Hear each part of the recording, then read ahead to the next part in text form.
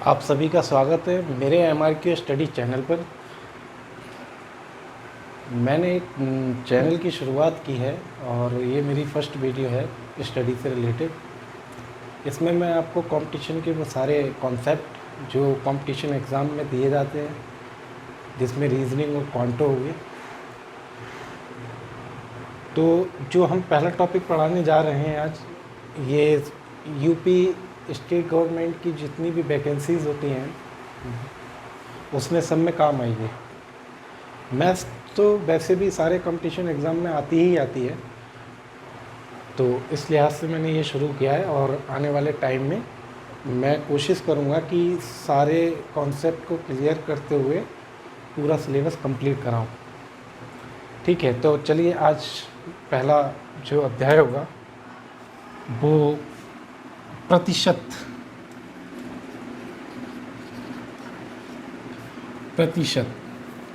Percentage.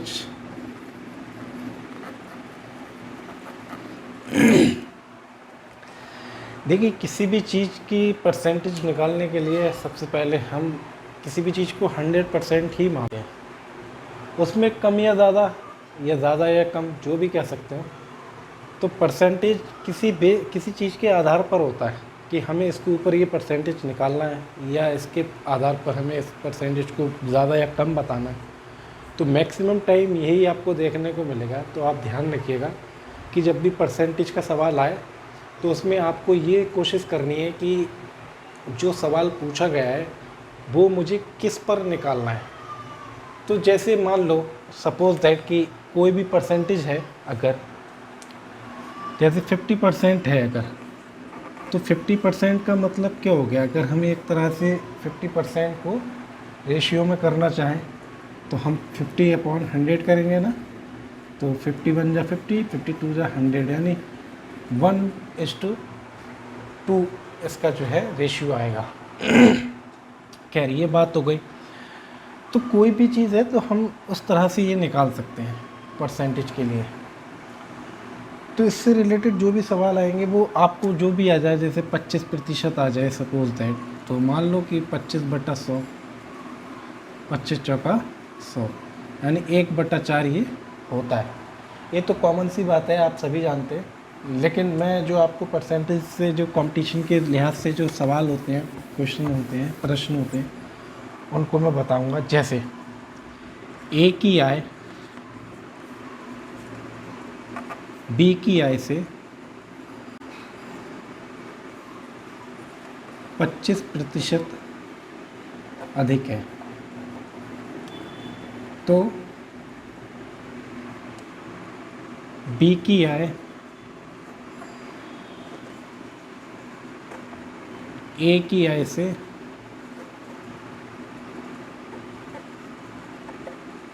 कितने प्रतिशत कम होगी?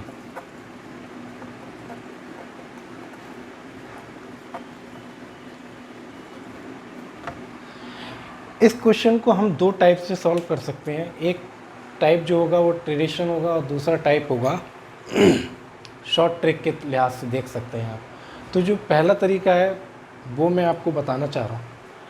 तो टाइप इज़ फर्स्ट टाइप जो होगा, यदि हम ए की आय बी की आय से 25% अधिक है तो हम बी की आय मान लेते हैं कि बी की आय कितनी हो सकती है कि 4, सपोज दैट मान लें। तो ए की आय कितनी अधिक है? 25%। तो 4 का हम 25% अगर निकालें तो कितना आएगा? 1 आएगा ना। तो इसमें 1 ऐड कर दें तो ए की आय कितनी हो गई? 5 हो गई ना। आप वो पूछ रहे हैं कि बी की आय ए की आय से कितने प्रतिशत कम होगी? ए की आय से, यानी किससे पूछ रहे हैं? ए की आय से। तो ए की आय कितनी है?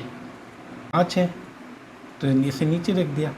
और बी की आय कितनी है? 4 गुणा 100 कर दिया, तो 5 दूनी 10, ये 0 आ गया। तो 4 दूनी ये 80%, यानी कि ये जो चीज़ आई है वो ये है कि बी की आय ए की आय से 80% है। यानी कि अगर बी ए की आय 100% है तो बी की आय कितनी होगी? 80% होगी।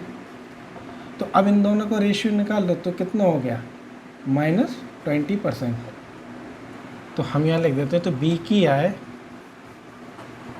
ए की आय से 20% कम होगी। तो पहला तरीका तो ये है, आपके लिए मैंने समझा दिया कि किस तरह से इस क्वेश्चन के लिए कर सकते हैं। और जो दूसरा तरीका है, आप चाहो तो वीडियो को पॉज करके देख सकते हो कि किस तरह से क्वेश्चन किया गया है। ये टाइप 1 था, ये अब टाइप 2 आएगा। ठीक है जी। तो कोई भी परसेंटेज का अगर सवाल इस टाइप का है तो आज के बाद आपको तो दिक्कत होनी नहीं है। मैं इस टाइप के और भी क्वेश्चन आपको करवाऊँगा प्रोवाइड, खुद से कराऊँगा। और आप लोगों को अगर पूछना है तो कमेंट बॉक्स में कमेंट कर सकते हैं और मुझे मैसेज करें। मुझे ज़रूरी होगा, मतलब टाइम रहेगा तो मैं ज़रूर आपको जवाब दूंगा, उसका कोशिश करूंगा। तो सेकंड टाइप जो आएगा वो कुछ ही इस तरह से है कि हमने ए और बी लिख लिया। ठीक है, ये 25% दे रहा है ना, तो हम 25% को इस 2 में कर लेते हैं। तो 25/100 ने 1/4 होगा। तो यदि हम बी की, यहाँ बी की आय की बात हो रही है तो हम इसको 4 मान लेते हैं। ठीक है ना। और 25%, तो ये इससे प्लस 1 25% कितना हो गया, ये 5 हो गया। 4 और 5 हो गया ना। तो ये 4 और 5 जब हो गया तो हम क्या करते हैं कि अब हमें निकालना किस पर है, ए की आय से कितने प्रतिशत कम होगी। तो ए की आय वही 5 कर दिया और बी की आय 4 कर दिया, गुणा 100। ऐसे ना कर करके दूसरा तरीका भी है कि उसको पलट के कर सकते हो आप, है ना। लेकिन बेहतर यही है कि आपको समझ में आना चाहिए। तो 5 दूनी 10, 4 दूनी ये 80 आ गया। तो ये इसकी आय कितनी, 80%। ये 80% हो गया इसका, यानी कि अब ये अगर 100% है सपोज दैट, तो ये 80% है। तो इसमें से इसे घटा दो तो बचेगा क्या, 20%। That's answer. इस तरह से आपको इस तरह के क्वेश्चंस को आप बहुत अच्छे से कर सकते हैं। आज के लिए इतना ही काफ़ी है और नेक्स्ट वीडियो में मैं और टाइप के क्वेश्चन लेकर के आऊँगा और आपको अच्छे से समझने की कोशिश करूँगा। अगर मेरी वीडियो अच्छी लगे तो हमारे चैनल को सब्सक्राइब करें और अपने फ्रेंड्स में शेयर करें ताकि ज़्यादा से ज़्यादा लोगों को इसका फ़ायदा मिल सके। धन्यवाद।